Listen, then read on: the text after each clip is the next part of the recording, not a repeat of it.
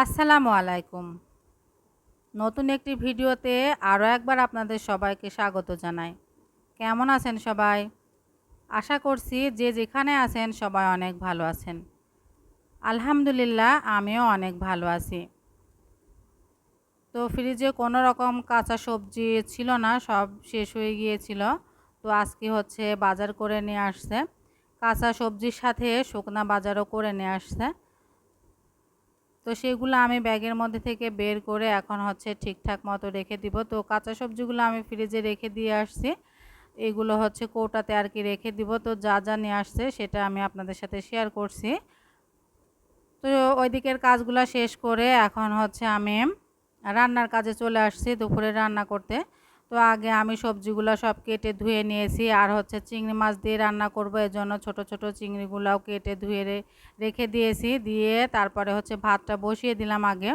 ভাত বসিয়ে দিয়ে এইদিকে আমি হচ্ছে সবজিটা রান্না করে নিয়েছি। আর এইভাবে অনেক রকম কাঁচা সবজি একসঙ্গে রান্না করলে কিন্তু বেশ মজা লাগে খেতে। তার মধ্যে যদি চিংড়ি মাছ হয় তাহলে তো আরও কোনো কথাই নেই। আর আমি চিংড়ি মাছটা খুব বেশি পছন্দ করি আর কি। আর সবজির মধ্যে চিংড়ি মাছ দিলে কিন্তু সেই তরকারিটার স্বাদ আরও বেশি বেড়ে যায়।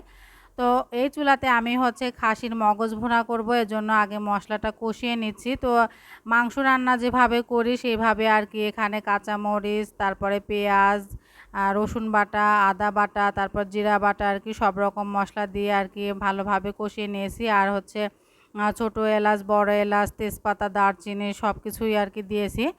দিয়ে নেড়ে চেড়ে তারপরে হচ্ছে মশলাটা কষিয়ে মগজটা দিয়ে হালকা করে নেড়ে চেড়ে ঢাকনা দিয়ে 5 মিনিটের মতো ঢেকে তারপরে অল্প একটু পানি দিয়ে আর কি সিদ্ধ করে যে এখন ভাজা ভাজা করে নিয়েছি। রান্নাটা আমার হয়ে গেছে। আমি হচ্ছে ছোট বাটিতে আর কি নামিয়ে নিয়েছি। নামিয়ে নিয়ে এদিকে আমি হচ্ছে সেমাই রান্না করে নিলাম অফ ক্যামেরাতে, সেটা আর ভিডিও করি নাই। তো ওইদিকে সেমাই রান্না করে এদিকে আমার দুপুরের কিন্তু রান্নাবান্না সব শেষ। তো এখন হচ্ছে আমি প্রেশার কুকারে যে কুরবানির ঈদের যে গরুর পায়া, সেই গরুর পায়াগুলো আর কি আজকে হচ্ছে রান্না করে নিচ্ছি। তো অনেক পানি দিয়েছিলাম, দিয়ে কিন্তু আমি সিদ্ধ করে নিয়েছি। সিদ্ধ করে প্রেশার কুকারে প্রায় 8 থেকে 10টা সিটি দিয়ে নিয়েছি। নিয়ে এখন হচ্ছে মোটামুটি সিদ্ধ হয়ে গেছে। তো এখনও বাগারটা দিয়ে নিচ্ছি। তো এখানে আমি পেঁয়াজ আর শুকনা মরিচ দিয়ে হচ্ছে বাগারটা দিয়ে নিব। আমি সব সময় যেভাবে গরুর পায়া রান্না করি সেভাবে আর কি আপনাদের সাথে দেখানোর চেষ্টা করতেছি। তো এইভাবে কিন্তু রান্না করলে খেতে বেশ মজা লাগে। আর এর মধ্যে যদি একটু মাংস দেওয়া যায় তাহলে কিন্তু ঝোলটা একটু মানে গাঢ় হবে, গ্রেভিটা ভালো হবে, খেতে ভালো হবে। তো আমি মাংস দেইনি, এমনিতেই হচ্ছে আর কি রান্না করছি। তো বেশ মজা হয়েছিল খেতে। তো যাই হোক, ভিডিওটি যদি ভালো লাগে তাহলে অবশ্যই একটি লাইক দিয়ে দিবেন, আর সুন্দর একটি কমেন্ট করে আসবেন। আর ফেসবুক থেকে দেখে থাকলে হচ্ছে ফলো করে দিবেন, আর ইউটিউব থেকে দেখে থাকলে সাবস্ক্রাইব করে দিবেন।